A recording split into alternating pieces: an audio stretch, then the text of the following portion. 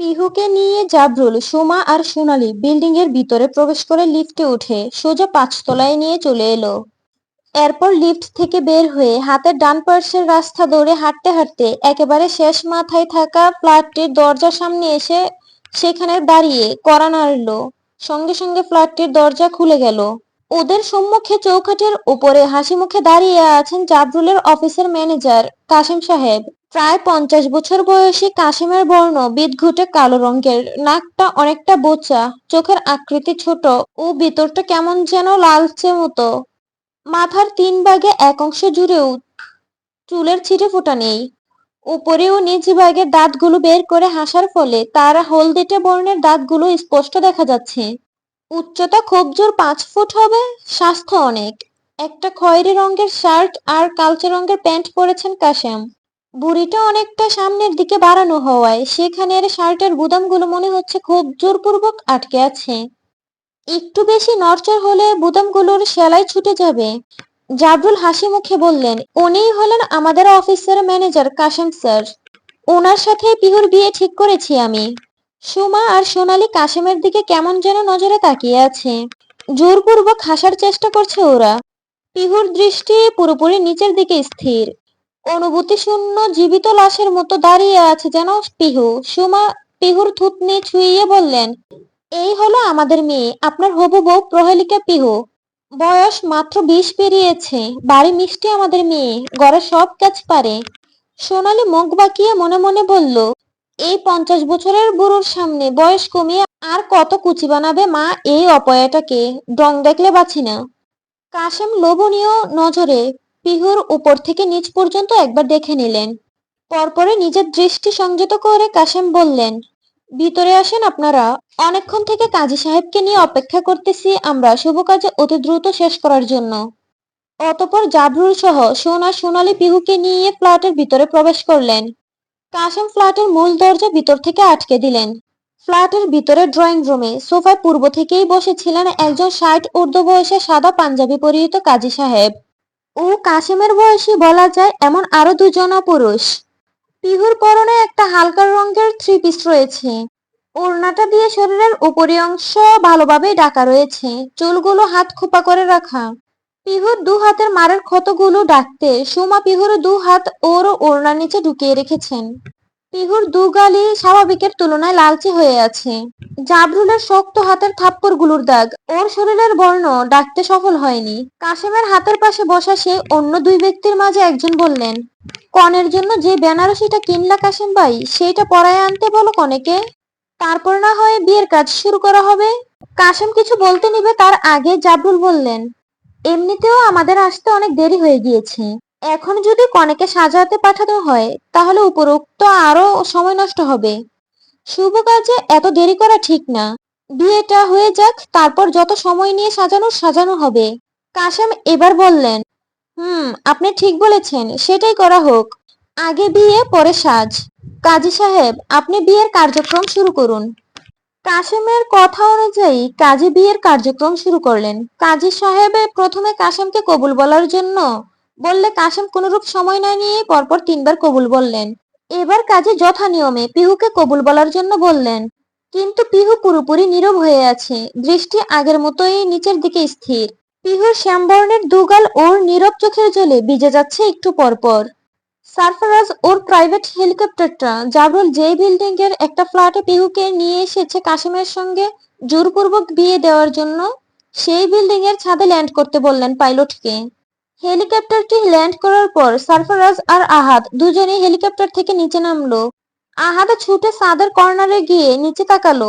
বিল্ডিংটার পুরো এরিয়া ইতিমধ্যে সারফারাজের 50 ঊর্ধ্ব গার্ডসরা, পুলিশ ও আর্মি সদস্যরা ঘিরে নিয়েছে। আহাদ সারফারাজের পাশে এসে দাঁড়ালো। সারফারাজের সামনে দাঁড়িয়ে আছে পুলিশ বিভাগের স্পেশাল ডগ টিম। 4 জন পুলিশ সদস্য 4টি কুকুরের গলায় দড়ি বেঁধে রেখেছে। সারফারাজ হেলিকপ্টারে ওঠার আগেই নিজের অফিস কক্ষের টেবিলের ড্রয়ার থেকে পিহুর ব্যবহৃত একটা ওড়না সাথে নিয়ে এসেছিল। সারফারাজ আহাদের দিকে ওড়নাটা দিলে আহাদ ওড়নাটা নিয়ে একজন পুলিশ সদস্যকে দিল। পুলিশটি সে ওড়নাটা 4টে কুকুরের নাকের কাছে ধরলো। সারফারাজ বলল, এই ওড়নার গন্ধ এমন ভাবে তোমরা নিজেদের ভিতর ধারণ করো যে খুব দ্রুত আমাকে আমার তৃতীয় হার্টের কাছে পৌঁছে দিতে পারো। গন্ধ শুকা হতেই কুকুরগুলো সিঁড়ি দিয়ে নিচে ছোটার জন্য ছটফট করছে। সারফারাজ হুকুম দিল, রান ফার্স্ট। কুকুরগুলোর সঙ্গে পুলিশ 4 জন দৌড়ে সিঁড়ি বেয়ে নিচে যেতে শুরু করলো। এই বিল্ডিংটা 12 তলা বিশিষ্ট। সারফারাজ আর আহাদও পুলিশগুলোর পিছন পিছনে ছুটছে। কুকুরগুলো 5 তলায় আসার পর আর নিচের দিকে গেল না। মেঝের উপরে নাক ঠেকিয়ে শুকছে ওরা। হাতের ডান পাশের রাস্তা ধরে একটু একটু করে এগুচ্ছে ওরা। 5 তলার একেবারে শেষ ফ্ল্যাটের সামনে এসে কুকুরগুলো দরজা আঘাত করার চেষ্টা করছে আর উচ্চস্বরে গেউ গেউ করছে। সারফারাজের বুঝতে বাকি রইল না, পিহু এই ফ্ল্যাটের ভিতরে অবস্থান করছে। আহাদ ইতিমধ্যে নিচ থেকে কিছু গার্ডস ও আর্মি সদস্যদের এখানে আসার জন্য বলে দিয়েছে। তারা আসা মাত্র সারফারাজ হুকুম দিল দরজাটা ভেঙে ফেলার। 5-6 জন শক্তিশালী গার্ডস দরজায় পরপর নিজের হাতের উপরিঅংশের মাংসপেশি দ্বারা আঘাত করতে শুরু করলো। দরজা অনেকটা আলগা হয়ে এসেছে বুঝলে সারফারাজ দরজার উপরে সজোরে একটা লাথি প্রয়োগ করলো। সঙ্গে সঙ্গে দরজাটি বিকট শব্দ করে ভেঙে ফ্ল্যাটটির ভিতরে সাইডে মেঝের উপর পড়ে গেল। ভিতরের ড্রয়িং রুমে তখনও বসে আছে কাশেম, তার 2 পরিচিত পুরুষ সঙ্গী জাবরুল, কাজী সাহেব, সোমা, সোনালী আর পিহু।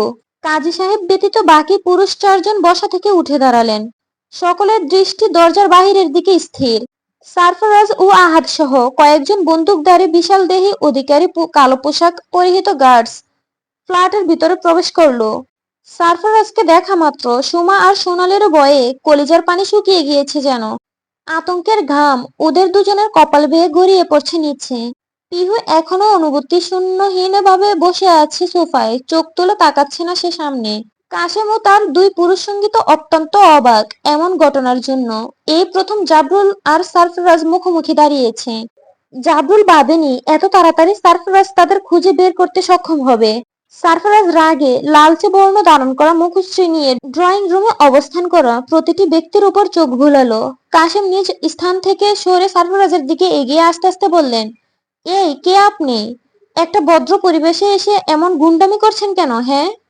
সারফারাজ অগ্নিদৃষ্টি নিয়ে কাশেমের দিকে তাকালে কাশেম ভয়ে সাইডে এসে দাঁড়ালো। সারফারাজ দ্রুত কদমে পিহুর কাছে এসে ওর 2 কাঁধ স্পর্শ করে জাকিয়ে বলল, কবুল বলেছ তুমি? এই পিহু, প্রিটি হার্ট, একবার বলো, তুমি ওই হারামের বাচ্চাকে কবুল করনি? কি রে, কথা বলিস না কেন? বলছিস তুই কবুল বলেছিস? কবুল কথা বল। যদি বলিস কবুল বলেছিস তাহলে কসম তুই সহ সব কয়টার জান নিয়ে ফেলবো আমি। জাবরুল সারফারাজের কাঁধে হাত রেখে বললেন, অনেকক্ষণ আগে বিয়ে হয়ে। সারফারাজ একদম চুপ বলে জাবরুলের দিকে ঘুরে দাঁড়িয়ে পায়জামার পকেট থেকে রিভলভার বের করে তার দিকে তাক করলো। সারফারাজের 2 চোখ দিয়ে যেন আগুন জ্বলছে এই মুহূর্তে। জাবরুল ভয়ে দপ করে সোফায় বসে পড়েছে, 2 হাত উপরের দিকে উঁচিয়ে ধরেছে। সারফারাজ গর্জে উঠে বলল, আর একটা শব্দ যদি ওই মুখ দিয়ে বের হয়েছে তাহলে তোর মুখের মধ্যে এই রিভলভারের নল ঢুকিয়ে পুরো রিভলভার ফাঁকা করে দিব। জাবরুল ভয়ে কেঁপে উঠল তৎক্ষণাৎ, আর একটা টু শব্দ করার সাহস পায়নি তিনি। বাকিরা তো আরো অধিক ভয়ে গুটিয়ে গিয়েছে ইতিমধ্যে। সারফারাজ আবারও পিহুর কাছে এসে ওর উপর কিছুটা ঝুঁকে বলল, এখনো কথা বলবি না তুই? কবুল বলেছিস কিনা বলবি না?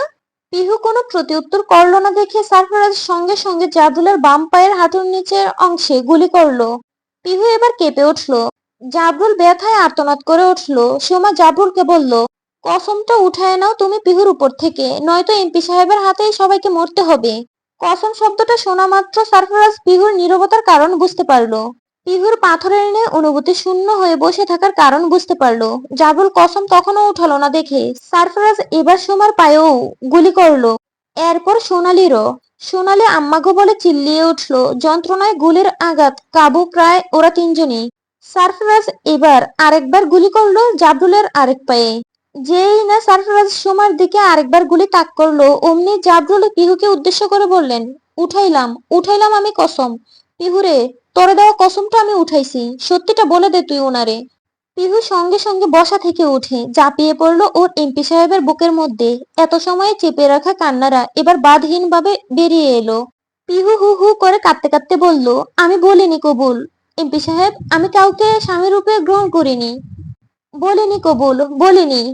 সারফারাজও এক হাতে পিহুকে জড়িয়ে ধরলো। বুকের ভিতর এত সময় কাজ করা ভয়টা এবার দূর হলো। পিহু অন্য কারো হয়নি, ওর এমপি সাহেবেরই আছে।